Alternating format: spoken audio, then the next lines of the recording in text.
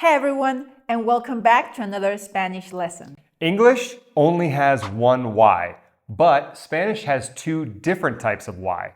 One for purposes and one for reasons. And because of that, learners always default to porque, and they severely underuse para que. Today, we'll fix that. Let's break down each one clearly so you know exactly when to use each one. But before we even get started, don't forget to give this video a like, subscribe to the channel if you still haven't, head over to our website anytimeespanol.com where you can get yourself a free gift, and we'll leave the links in the description of this video where you can become a member and receive exclusive Spanish content.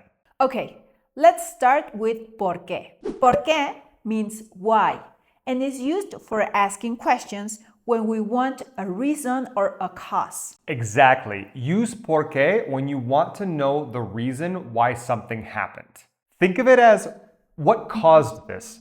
What's the explanation? Let's get into some examples. Why did Juan buy another phone? ¿Por qué Juan compró otro celular? So here we're asking for a reason. What's the reason that Juan bought another phone? Maybe the reason is because his old one stopped working. What about this one? Why didn't you come back home after the game? ¿Por qué no regresaste a casa después del partido? So what was the reason?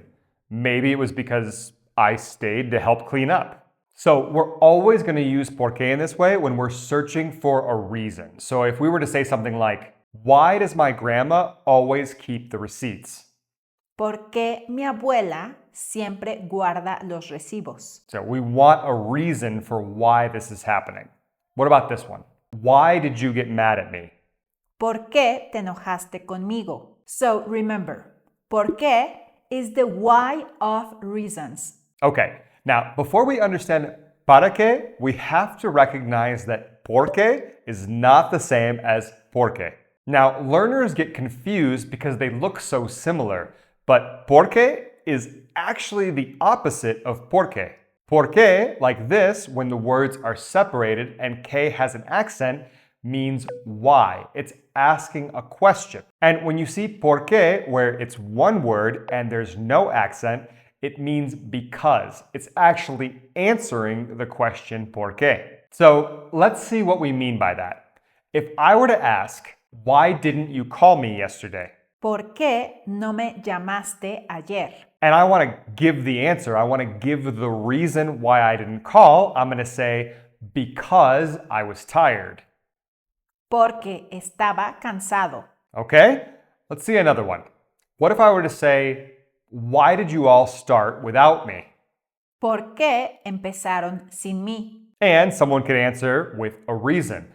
Because we thought you weren't coming anymore. Porque pensamos que ya no venías. So remember, we always see porque separated with an accent when we're asking the question why, and porque where the word is together without an accent when we're answering that question. So let's see one last one here. What if I were to say this? Why did you take my car? ¿Por qué te llevaste mi coche? So you see that we're asking why, so we have porque, and when we want to answer like this, because it was urgent to take Sarah to the doctor. Porque era urgente llevar a Sara al doctor. So because we're expressing because, we're answering the question why, we have porque where the word is together without an accent. So remember, the spelling changes because the function changes. Now, here's where English causes trouble. And that's because English uses the word why for both reasons and purposes. But Spanish separates them. Porque, like this, is asking for a reason, whereas para que is looking for a purpose or a goal or an intention. And this is why learners underuse para que. They aren't used to thinking about purpose separately. Think of para que as, what is the goal? What are you trying to achieve? Exactly. So instead of asking you, why are you studying so late? What if I asked you, what are you studying so late for? ¿Para qué estudias tan tarde? So when we ask the question like this, we're looking for more of a purpose or an intention rather than a reason. What are you studying for? for the exam tomorrow. Let's see another one. What if we were to say, what does Lucia want to learn Portuguese for?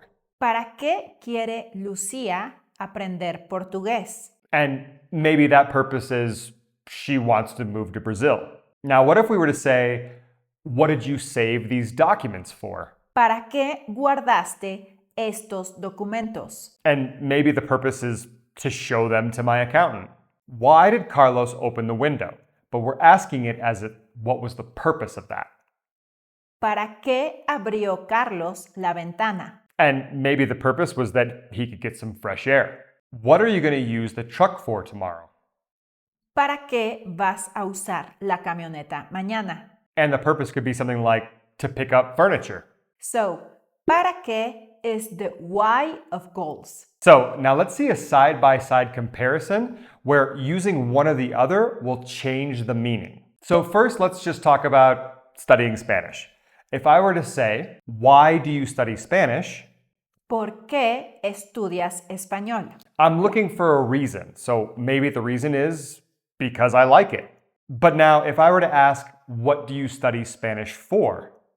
¿Para qué estudias español? Maybe the purpose is to communicate with my partner's family. Now, you might think that communicating with my partner's family is not only a purpose, it's also a reason, and that's true. However, you always want to remember to respond in Spanish according to the question. So, if someone asks you the reason for something, if they say, ¿Por qué estudias español?, you want to answer with the reason, ¿por qué something? And if someone asks you, ¿Para qué estudias español?, you want to respond with para, a purpose, not with por qué. So let's see a couple more examples with a response. So if we have an example where we're opening a window, if we were to say, why did you open the window? ¿Por qué abriste la ventana? We're looking for a reason, like because it smelled weird. Porque olía raro. But if we change that a bit and ask, what did you open the window for? ¿Para qué abriste la ventana? We're looking for a purpose. We want to say to let the smoke out. Para que el humo se vaya. Now, when we refer to calling someone, if we're looking for a reason, we would say something like, why did your neighbor call last night?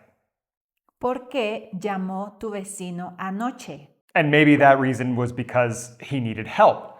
But now, how would we ask the question if we were looking for a purpose or an intention? We would say something like, what did your neighbor call for last night? ¿Para qué llamó tu vecino anoche? And maybe that purpose was to ask if he could borrow a ladder. Okay, so now we totally understand how to use porque, and para qué. But let's have a little quiz to make sure that we've totally got them down. But first, make sure you like this video and subscribe to the channel if you still haven't. Okay, so Darcy is going to read these sentences, and then you have to fill in whether it's porque, or para qué. Ready? Here we go. Blank, no respondiste mis mensajes ayer. ¿Por qué no respondiste mis mensajes ayer? So here we're looking for a reason, so it has to be porque. We're asking, why didn't you respond to my messages yesterday? Blank, necesitas la llave del garage. ¿Para qué necesitas la llave del garage? So here we're looking for what is the purpose? What did you need the garage keys for? So it's para qué. No fui, blank, tenía fiebre. No fui porque tenía fiebre. So here we're not asking for a reason or a purpose, we're actually giving an answer. So we need por qué. Blank dejó Laura la puerta abierta. ¿Por qué dejó Laura la puerta abierta? So here we're looking for a reason. Why did Laura leave the door open? So we need por qué. Blank, el abogado ya firmó el contrato. Porque el abogado ya firmó el contrato. So here we're not looking for a reason or a purpose, asking a question, we're actually answering it, so we need porque. Nos entregaron las cajas, blank, guardáramos todo en el armario. Nos entregaron las cajas para que guardáramos todo en el armario. So here we're looking for a purpose, so we need para qué. And that's it. Leave us a comment and let us know how you did on the quiz, or if you have any doubts or questions. And thanks to Steve Sharkey for your Buy Me a Coffee donation. Now, watch this video to keep improving your Spanish. Until next time.